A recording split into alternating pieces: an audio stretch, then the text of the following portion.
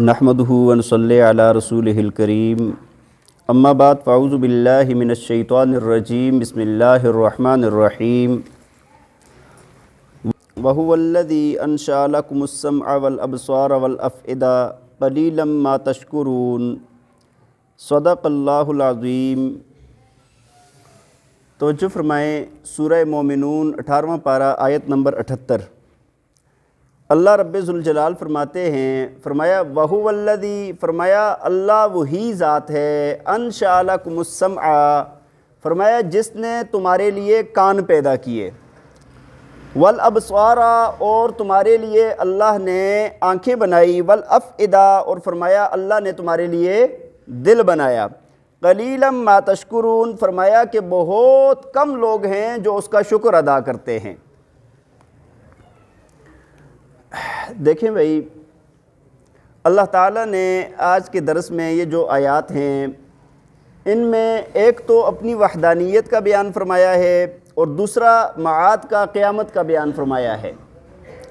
تو جو اللہ تعالیٰ نے اپنی وحدانیت کے یہاں پر دلائل بیان فرمائے ہیں، دیکھیں مختلف طرح کے اللہ تعالیٰ دلائل بیان فرماتے ہیں، تو یہاں پر جو دلائل بیان ہوئے ہیں وہ ہیں انسان کی ذات کے ساتھ متعلق دلائل اور انسان کے اندرونی دلائل۔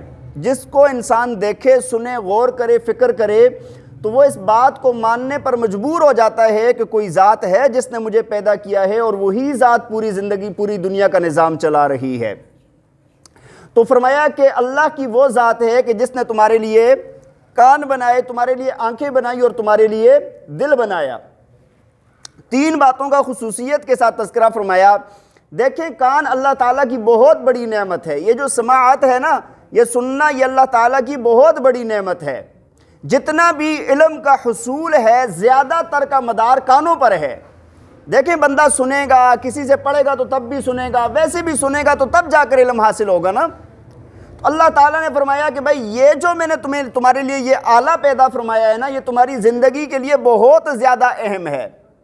اب اللہ تعالیٰ نے کانوں کو بنایا ہے تاکہ اس سے قرآن سنا جائے، احادیث سنی جائے، رسول اللہ صلی اللہ علیہ وسلم کے فرامین سنے جائیں، دین کی بات سنی جائے، تو یہ کانوں کا فائدہ ہے۔ یہ کانوں کا کیا ہے؟ فائدہ ہے۔ اور اگر انہی کانوں سے غلط کام لیا جائے، اس سے گانے سنے جائیں، اس سے بکواسات سنے جائیں، اس سے بری باتیں سنی جائیں، تو یہ پھر ان کا عمل، ان کے لیے ان سے جو کام لیا جا رہا ہے وہ غلط لیا جا رہا ہے۔ تو بہرحال پہلی بات بیان فرمائی کہ ہم نے تمہارے لیے، اللہ کی ذات وہ ہے جس نے تمہارے لیے کان بنائے ہیں، والابصار، اور فرمایا کہ اللہ کی ذات وہ ہے جس نے تمہارے لیے آنکھیں بنائی ہیں۔ دیکھیں آنکھیں بھی اللہ تعالیٰ کی بہت بڑی نعمت ہے۔ اگر یہ جو دو آنکھیں ہیں نا، یہ اگر ہمارے چہرے پر نہ ہوں تو دنیا ساری کی ساری گپ اندھیرا ہے، ساری دنیا گپ اندھیرا ہے۔ اب اللہ نے یہ نعمت عطا فرمائی ہے، یہ بھی اعلیٰ علم ہے، اس سے مشاہدہ ہوتا ہے، انسان دیکھتا ہے، بہت سارے کام کرتا ہے، اور دیکھنے کے ساتھ بہت ساری چیزوں کا تعلق ہے۔ حدیث شریف کے اندر آتا ہے، رسول اللہ صلی اللہ علیہ وسلم نے فرمایا، جامع ترمذی کی روایت ہے، فرمایا کہ اللہ تعالیٰ فرماتے ہیں کہ جس بندے سے یہ جو میں دو کریم چیزیں لے لوں نا، یعنی دو آنکھیں اگر میں لے لوں نا، تو فرمایا اور یہ صبر کرے، یہ کیا کرے؟ صبر کرے اس بات پر، تو فرمایا میں تب تک میں خوش نہیں ہوں گا جب تک اس کو جنت میں داخل نہ کر دوں۔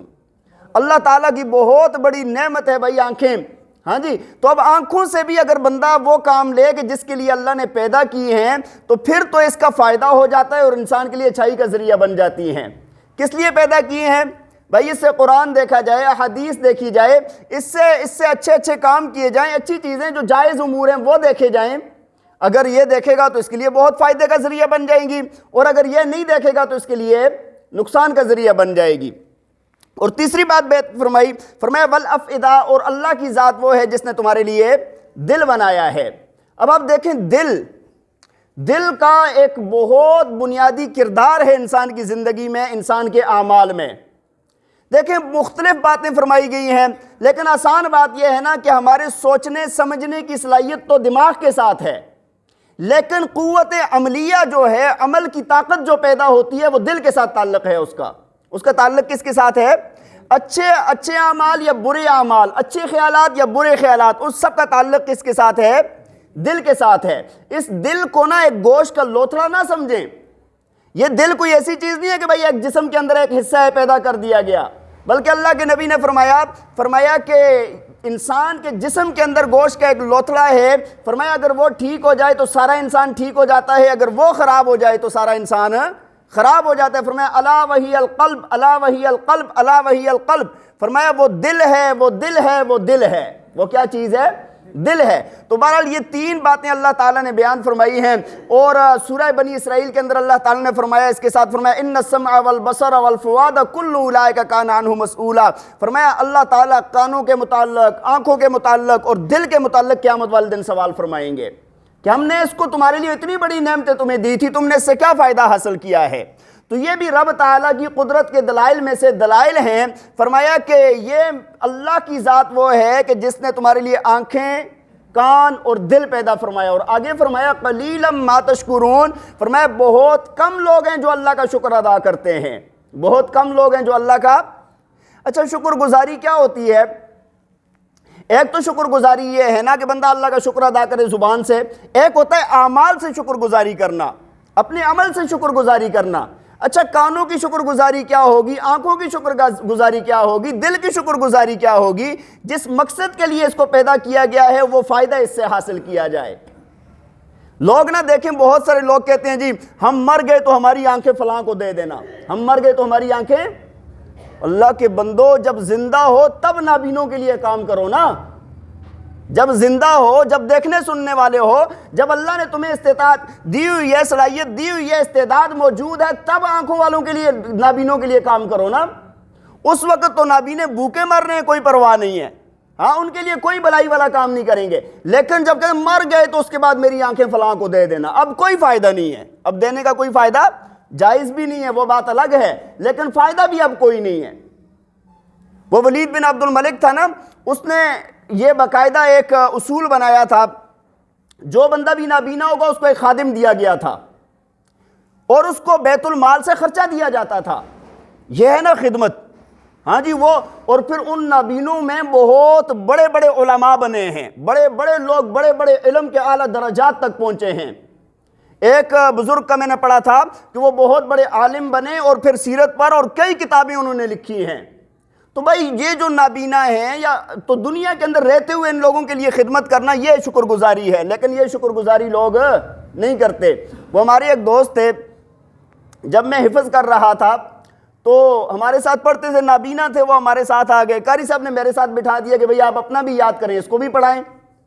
تو میں اس کو ایک ایک آیت بتاتا تھا، وہ یاد کرتا رہتا تھا، پھر جب یاد ہو جائے پھر دوسری بتاتا تھا، بعض دفعہ بیچ میں تنگ بھی کرتا تھا، ہاں جی بتاؤ بار بار، بندہ اپنا پڑھ رہا ہو، بیچ میں ڈسٹرب ہوتا ہے کافی سارا، ٹھیک ہے جی، لیکن بڑا پیارا بندہ تھا، بہت اچھا انسان تھا، ہاں جی، اللہ تعالیٰ جدھر بھی اللہ تعالیٰ اس کو خوش رکھے، بڑا ذہین بھی تھا، اس کو ایک بار بتا دیں دوسری بار بڑا جلدی یاد کرتا تھا۔ الحمدللہ اس نے 9 سپارے حفظ کر لیے تھے اس طرح، زیادہ تر میرے ساتھ بیٹھے، زیادہ یعنی مجھ سے ہی حفظ کیا اس نے، 9 سپارے انہوں نے حفظ کر لیے تھے، اور پھر بعد میں چونکہ میرا مکمل ہو گیا میں آ گیا، اور اس کے بعد وہ بھی چھوڑ کے چلے گئے۔ لیکن میں یہ کہہ رہا ہوں نا کہ یہ بھی، میں یہ نہیں کہہ رہا کہ بھئی میں نے کوئی خاص خدمت کی، لیکن یہ بھی خدمت میں آتا ہے۔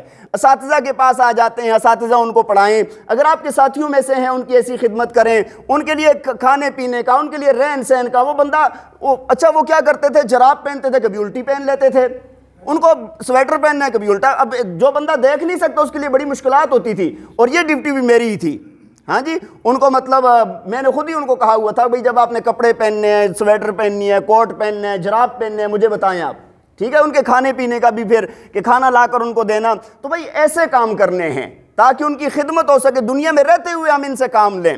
تو فرمایا ایک تو اللہ کی ذات وہ ہے جس نے تمہارے لیے کان، آنکھیں اور دل پیدا کیے، اور فرمایا وَهُوَ الَّذِي ذَرَاكُمْ فِي الْأَرْضِ وَإِلَيْهِ تُحْشَرُونَ، اور فرمایا اللہ کی ذات وہ ہے کہ فرمایا کہ جس نے تمہیں زمین کے اندر پھیلا دیا اور پھر وہ تمہیں جمع کرے گا۔ یہ بھی اللہ تعالیٰ کی کمال قدرت ہے۔ اللہ تعالیٰ نے انسانوں کو پیدا کیا اور پھر دنیا کے کونے کونے میں پھیلا دیا اللہ تعالیٰ نے، ہاں جی، اور دیکھیں ہر جگہ کے اثرات پھر الگ ہیں، کوئی ٹھنڈے علاقوں کے، کوئی گرم علاقوں کے، کوئی پہاڑی علاقوں کے، کوئی میدانی علاقوں کے، کوئی ریگستانی علاقوں کے، ہر جگہ کا موسم الگ، لوگوں کے مزاج الگ، لوگوں کے رنگ الگ، لوگوں کی زبانیں الگ، ہاں جی، ہر طرح کے وہ معاملات ہو رہے ہیں، لیکن یہ سارے جتنے بھی انسان ہیں نا، فرمایا وَإِلَيْهِ تُحْشَرُونَ، یہاں پر تو الگ الگ ہیں، دور دور ہیں، پھیلے ہوئے ہیں، لیکن وہاں پر سارے اکٹھے کر کے اللہ کے سامنے لائے جائیں گے. ٹھیک ہے جی. اور آگے فرمایا وَهُوَ الَّذِي يُحْيِي وَيُمِيتُ، فرمایا اللہ کی ذات وہ ہے جو زندہ کرتی ہے اور مارتی ہے. زندگی اور موت کا مالک کون ہے؟ اللہ ہے. زندگی اور موت کا مالک کوئی اور نہیں ہے. فرمایا وَلَهُ اخْتِلَافُ اللَّيْلِ وَالنَّهَارِ، فرمایا اللہ کی ذات وہ ہے اور اسی کے قبضے کے اندر ہے دن اور رات کا اختلاف، دن آنا پھر رات آنا، دن آنا پھر رات آنا. اللہ تعالیٰ نے ایسا مستحکم نظام بنایا ہے، جب سے کائنات بنی ہے تب سے لے کر ابھی تک اس نظام کے اندر، اس نظام شمسی کے اندر ایک سیکنڈ کا بھی فرق نہیں آیا. ہاں 24 گھنٹے کے دن رات، ہاں، اور اس طرح بھائی ہفتے کا 7 دن کا ہفتہ، 30 دن کا مہینہ، ہاں جی، اس طرح یہ 12 مہینے کا سال، یہ پورا نظام چل رہا ہے. اس کے اندر یہ جو دن کبھی چھوٹا کبھی بڑا، اس نظام کے اندر جب سے دنیا بنی ہے تب سے لے کر آج تک کوئی فرق. فرمایا یہ بھی اس کی قدرت کی نشانی ہے. افلا تعقلون، اللہ فرماتے ہیں اتنا سب کچھ دیکھ کر پھر بھی تم سمجھتے نہیں ہو، عقل نہیں کرتے؟ ہاں، پھر بھی تم سمجھتے نہیں ہو، اتنے دلائل دیکھتے ہو پھر بھی سمجھتے نہیں ہو. اگر یہاں پر کوئی غور کرے تو وہ اس بات کو ماننے پر مجبور ہو جائے کہ وہ ذات موجود ہے جو دنیا کا نظام چلا رہی ہے، اور وہی ذات وحدہ لا شریک ہے. تو اللہ تعالیٰ فرما رہے ہیں افلا تعقلون، کیا عقل نہیں کرتے ہو؟ آگے پھر اللہ تعالیٰ نے بیان فرمایا کہ معاد کا بیان فرمایا، فرمایا بل قالوا مثل ما قال الاولون، فرمایا انہوں نے بھی بلکہ وہی بات کی ہے جو پہلے لوگوں نے بات کی تھی. کیا بات کی تھی؟ فرمایا قالوا اذا متنا وكنا ترابا وعظاما، کہتے تھے پہلے لوگ، ان کے بڑے جو تھے وہ کہتے تھے کہ بھائی جب ہم مر جائیں گے، جب ہم مٹی ہو جائیں گے، جب ہم بوسیدہ ہڈیاں ہو جائیں گے، انا لمبعوثون، کیا ہم تب اٹھائے جائیں گے دوبارہ؟ وہ یہ کہتے تھے کہ بھائی جب ہم مر گئے نا، اذا كنا عظاما نخرا، سورہ نازعات میں فرمایا نا، فرمایا جب ہم مر جائیں گے، ہڈیاں بوسیدہ ہو جائیں گی، بربری ہو جائیں گی ہڈیاں، تو کیا دوبارہ اٹھائے جائیں گے؟ ہاں جی، کہتے ہیں کہ یہ انہوں نے بھی وہی بات کی ہے. اور فرمایا کہ یہ کیا کہتے ہیں، قل لمن الارض ومن فیہا، فرمایا لقد وعدنا نحن وآباؤنا هذا من قبل، فرمایا تحقیق یہ وعدہ کیا گیا ہمارے ساتھ اور ہمارے آباء و اجداد کے ساتھ اس سے پہلے، ان هذا الا اساطیر الاولین، یہ نہیں ہے مگر پرانے لوگوں کی کہانیاں، گئے گزرے لوگوں کی کہانیاں. تو اللہ تعالیٰ فرماتے ہیں اتنے دلائل دیکھ کے پھر بھی ان کو مرنے کے بعد اٹھنے کا یقین نہیں ہے. بات سمجھ آ رہی ہے کہ نہیں؟ تو بہرحال بھائی انہوں نے بھی وہی جو پرانے ان کے باپ دادا پرانے مشرک جو تھے نا، وہ کہتے تھے مر گئے، مٹی ہو گئے، ہڈیاں بوسیدہ ہو گئیں، کیسے اٹھائے جائیں گے؟ نہیں ہو سکتا، ناممکن ہے. اللہ تعالیٰ فرماتے ہیں سورہ یاسین میں جیسے فرمایا کہ وہ اللہ جس نے تمہیں پہلی دفعہ پیدا کیا ہے، کیا دوبارہ پیدا کرنا اس کے لیے مشکل ہے؟ اس کے لیے کوئی مشکل نہیں ہے. اللہ تعالیٰ ہمیں عمل کرنے کی توفیق عطا فرمائے. وآخر دعوانا ان الحمد للہ رب العالمین.